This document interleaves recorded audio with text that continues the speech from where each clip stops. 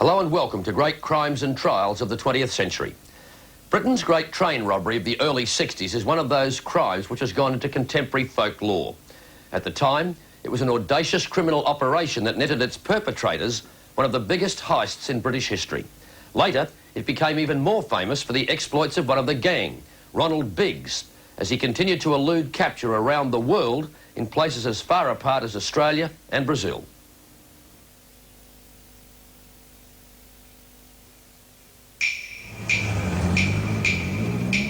Every night as Britain sleeps, 30 special trains speed through the countryside carrying 1 million letters to be delivered next morning. They also transport banknotes being sent back to London for pulping and replacement.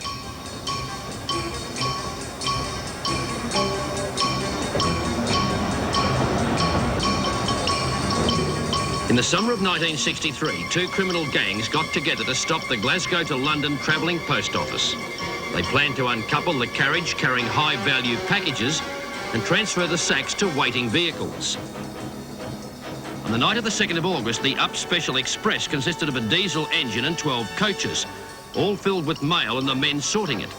The high-value coach contained 128 bags filled with banknotes, an unusually large amount due to the August bank holiday. What happened next made headlines all over the world. The plan was simple in outline, complicated in practice. As the train approached the end of its journey and had passed the town of Leighton Buzzard about half an hour from London, the signal at Sears Crossing would be rigged to halt it. Once the crew were overpowered, the gang's own driver would take it to men waiting at Bridego Bridge.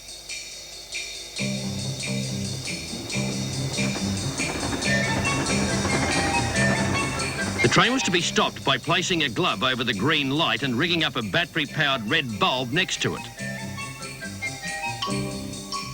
It all worked mechanically, but there were human problems. The fireman, David Whitby, jumped down to find out why they had been stopped. He was pushed down the embankment and told by a man with a cosh, "If you shout, I'll kill you."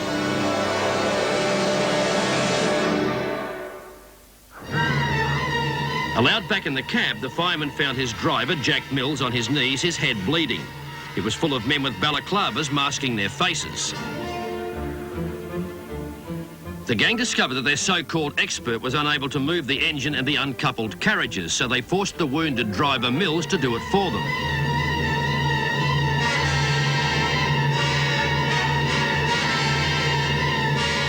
The engine and coaches crept along to Bridego Bridge. Waiting there were men in army uniform and a truck painted like an army vehicle. Later, fireman Whitby was able to tip the police off to the military disguise.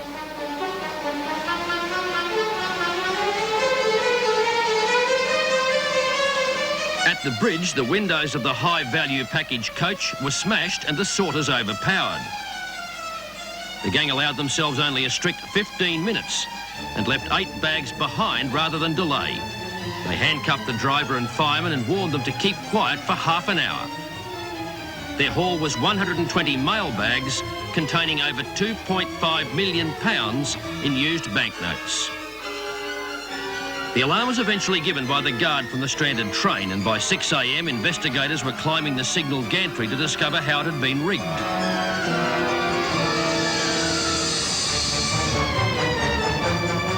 Scotland Yard was immediately called in but could find no direct clues to the robbers.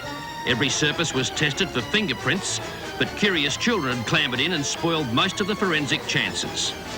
In any case, the thieves were clearly professionals and had been super careful.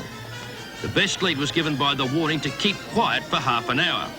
That suggested that the gang had a hideout somewhere within a half-hour radius of the crime.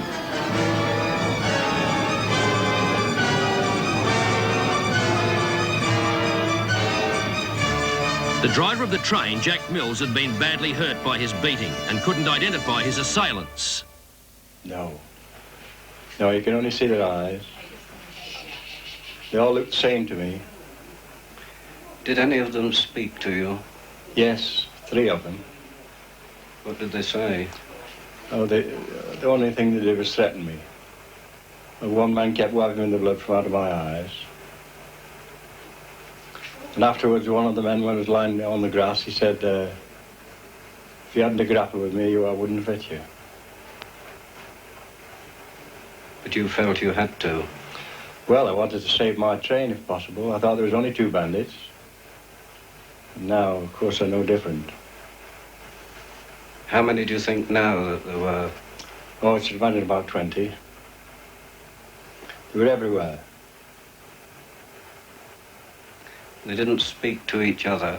No, it was like an army maneuver. Everybody knew the positions. Well planned. Oh, yes, it must have been timed to the second, but I think there's railwaymen involved in it. The way the coaches off. Put the vacuum pipe on the stopper again. They did it in an expert way. Yes, it must have been railwaymen. While detectives scoured the train and the surrounding area for the slightest clue, Scotland Yard announced that they were undertaking a search of every building within a 30-mile radius of the spot. The plan was to investigate every possible hiding place to which the vehicles might have driven from the bridge. The ulterior motive for giving this unusual publicity to their methods was to try and panic the robbers into a premature departure. This turned out to be a successful ploy. The thieves abandoned their hideaway before they'd planned and took off with the loot for London.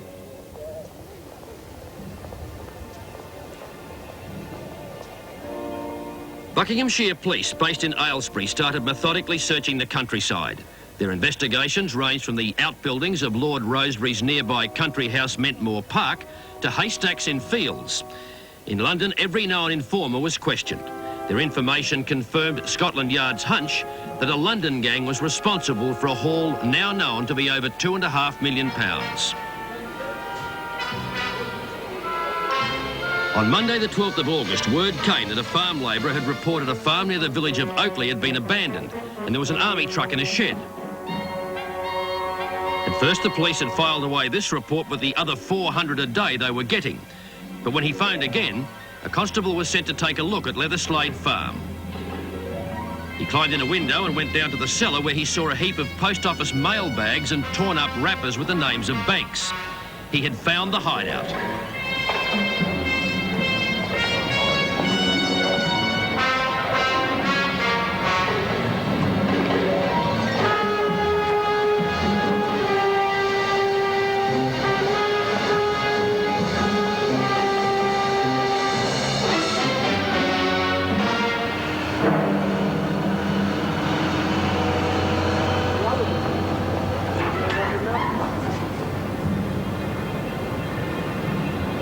The windows had been blacked out, and when the squad he summoned broke into the garage, there were 2 Land Rovers, both with the same number plates.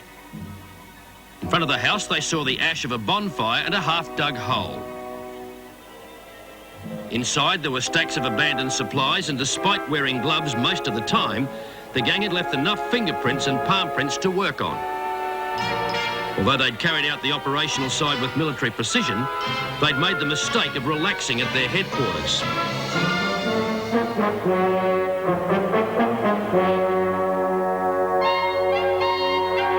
It also failed to make watertight arrangements for cleaning it up afterwards, and it was this oversight that was to eventually land them in jail. The local police were warned by the head of their CID, Malcolm Futrell, to be careful about touching anything. This place is one big clue, he said.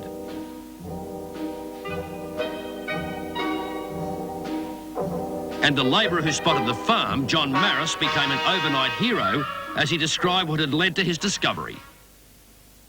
Well then, we had newspaper reports at the weekend about the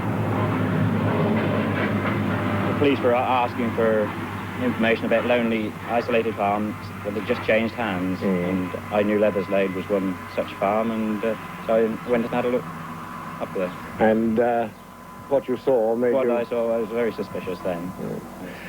Supposing, in the days before the actual robbery, you had happened, as could have happened, to wander up near there, what do you think might have happened to you?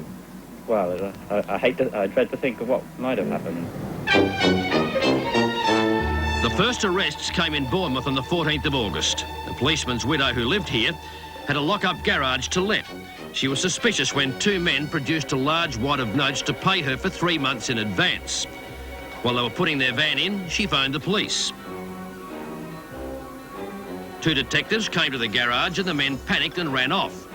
Tackled and brought down, they were taken to the local police station where their cars were given a thorough search. And although they insisted at first that they were just innocent holiday makers, they quickly caved in when faced with an incriminating pile of money found in the van. It was a share of the loot, totalling £78,982. The police had caught Roger Caudry, who had long been pilfering from the mailbags on the Brighton to London line. He didn't argue and pleaded guilty at the subsequent trial. The second man was a friend of Caudry's, Bill Bowl, recruited to help him hide the cash while pretending to be on holiday. They were taken to Aylesbury and brought before the magistrate's court. When Bowl realised that Caudry's brother-in-law, Alfred Pilgrim, was also to be charged with receiving stolen money, along with his own wife, Reen, and Caudry's sister, Maisie, he lost his cool completely and readily admitted his involvement.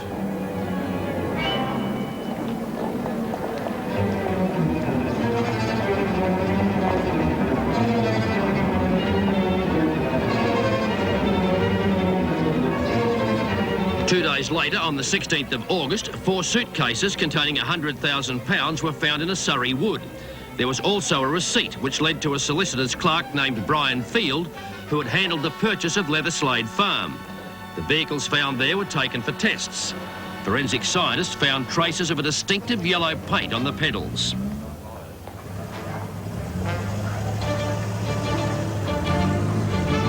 Alerted by the fingerprints, the police published the photograph of a known villain named Buster Edwards.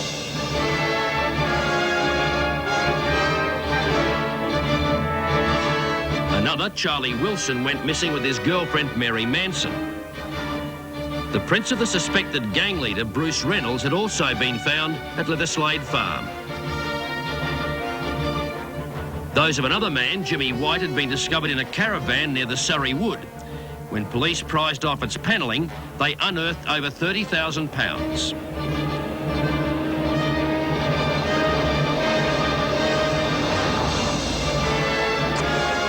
Charlie Wilson was quickly picked up at his house in Clapham. Publication of the names caused a rift among the investigating officers. Some of them thought it had been done just to show the public that they were on the job and would scare the uncaught suspects into hiding.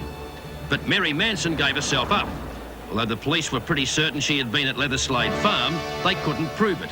And she was only charged with receiving the £820 she had paid for a car on the robber's behalf. After 6 weeks, she was released on bail. The man in charge of the hunt was Tommy Butler, who insisted that those arrested should be kept hidden from the cameras until the necessary identifications had been made. Butler reckoned he knew every criminal with the professional experience to pull off a job as big as this. Among the men he was keen to talk to were a silversmith, Roy James, who was addicted to motor racing, and an Irish antique dealer, John Daly. His wife was the sister of Bruce Reynolds. The police discovered that Daly had briefly stayed at the Endcliffe Hotel in Margate with his pregnant wife, Barbara.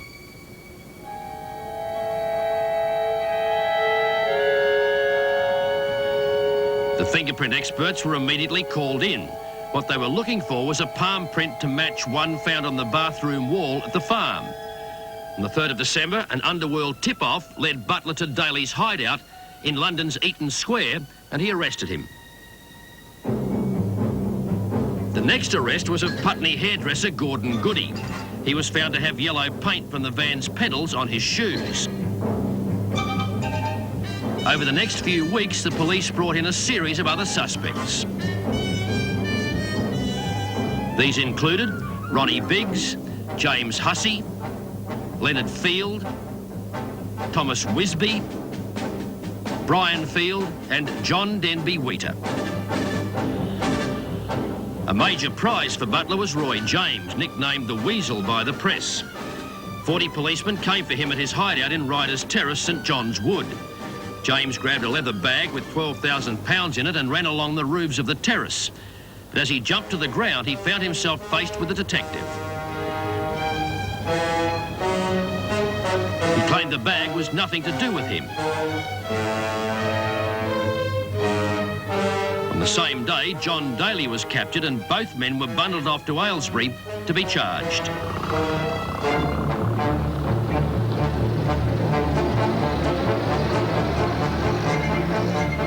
The money was still turning up. In a telephone box in Great Dover Street in South London, close to another £50,000 was discovered. It had been planted there in a deal between the police and an underworld contact of Buster Edwards, who had been entrusted with it.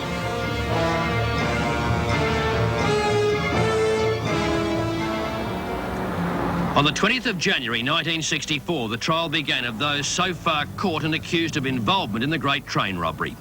Elaborate arrangements had been taken to prevent escapes, including decoy Black Mariahs emerging from the prison. They were, in fact, empty.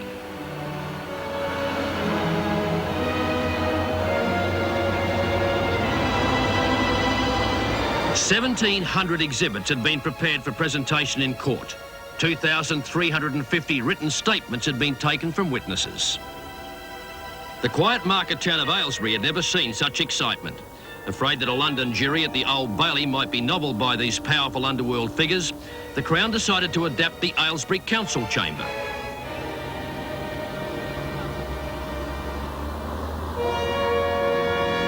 Special facilities were provided for journalists who arrived from all over the world.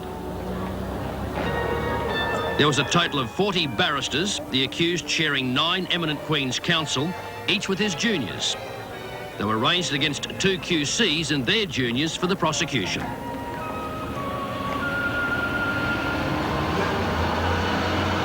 All the accused, except Caudry, pleaded not guilty to the charge of conspiracy to rob the mail.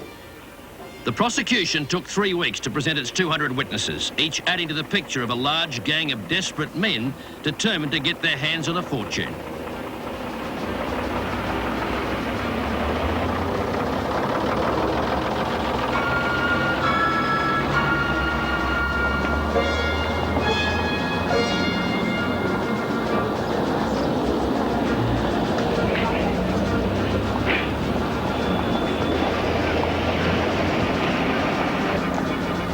For the people of Aylesbury, it was all a wonderful free spectacle. In the courtroom, a web was being woven around the accused, which hopefully justified the millions of pounds being spent on the prosecution and the 120 officers it had taken to bring 200 witnesses to court. But outside, as the days turned into weeks and months, press coverage tailed off as they got used to seeing Mr. Justice Edmund Davies arrive in his robes. Although none of the accused had been positively identified as being either in the train, on the railway track or at the farm, the forensic evidence against all of them was overwhelming. Fingerprints, palm prints, traces of yellow paint on shoes, and in the case of the solicitors who acted for them on the purchase of the farm, the conveyancing paperwork, all added up to a conspiracy that was impossible to refute. Despite the array of legal talent their money had bought, it was difficult for the accused to deny that they had been at Leatherslade Farm when the fingerprints of 7 of them had been found there, or that the house had been used as the headquarters for the raid when mailbags and wrappers from the stolen money were left lying around. Against all the odds, John Daly was discharged. The judge said the prosecution hadn't proved that his fingerprints on various movable objects were made at the farm. After 48 days of the trial, unique in British criminal history for its size and complexity, Mr. Justice Davies arrived to hear the jury find all the remaining defendants guilty.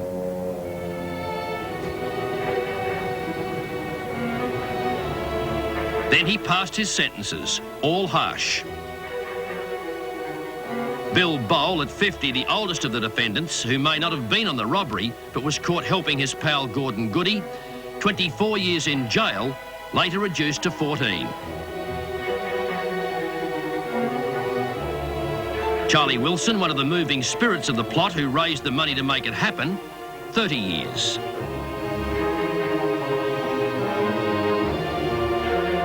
Tommy Wisby, leader of the gang of small-time train robbers recruited to help because of their experience with mail trains, 30 years.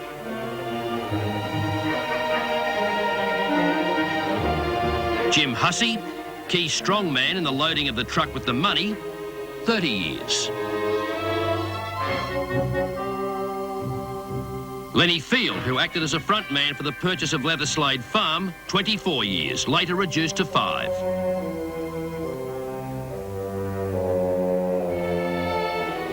Gordon Goody, a professional thief who led the assault on the train, got 30 years.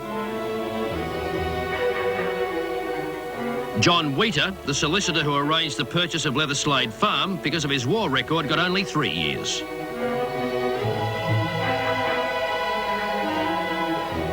Brian Field, his law clerk who introduced him to the gang and did the conveyancing, 24 years.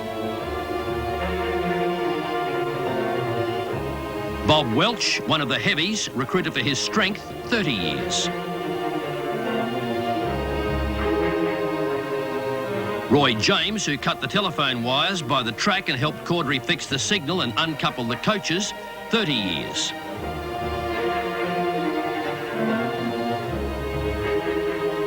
Ronald Biggs, who was the minder assigned to the driver he found for the gang and who was never identified, 30 years. Roger Caudry, who changed the signal from green to red with a glove, and the only one to plead guilty, 14 years, paroled after 7. That left, still on the run, Bruce Reynolds, the mastermind of the operation, who marked his rank by dressing up as a major.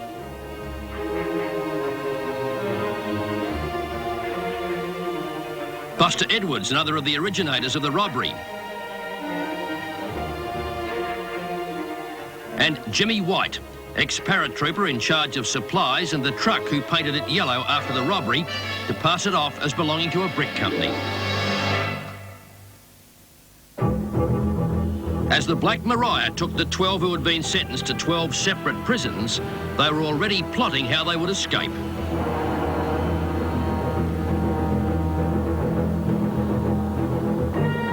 Within 18 months, 2 of them had done so. Ronnie Biggs had got away from Wandsworth.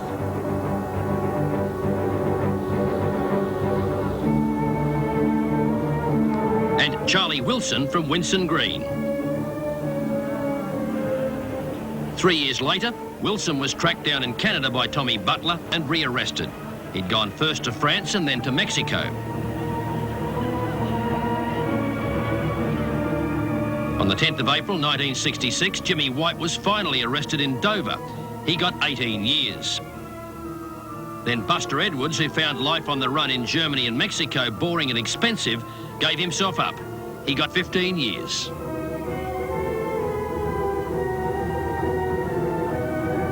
Finally, it was the turn of Bruce Reynolds, who more than anyone else was the leader of the Great Train Robbers. He was arrested in Torquay on the 8th of November 1968. He had been to France, Mexico and Canada, but was now back in business in Britain. Reynolds coughed up the last £5,000 of the 90,000 that had been his share. But he still got 25 years.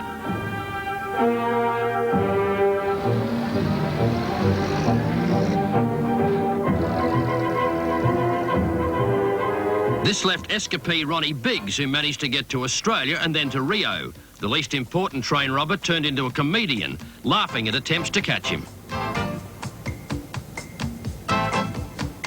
Biggs was followed to Rio by Chief Superintendent Slipper of Scotland Yard. He managed to get Biggs arrested by the local authorities pending extradition. With me, and we entered the apartment, and Biggs was sitting just in a pair of trunks on the floor with his legs crossed, and I think he immediately recognised me because I saw his mouth drop.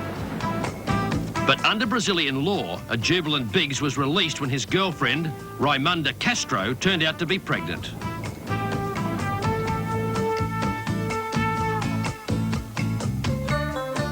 Another attempt to catch Biggs was made by adventurers who chartered a yacht in the British colony of Antigua and coaxed him aboard.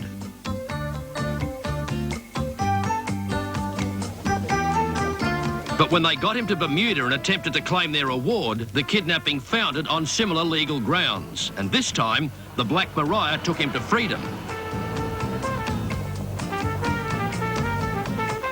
However, at Scotland Yard, they haven't given up hope of catching Biggs and finally closing the file on the Great Train Robbery.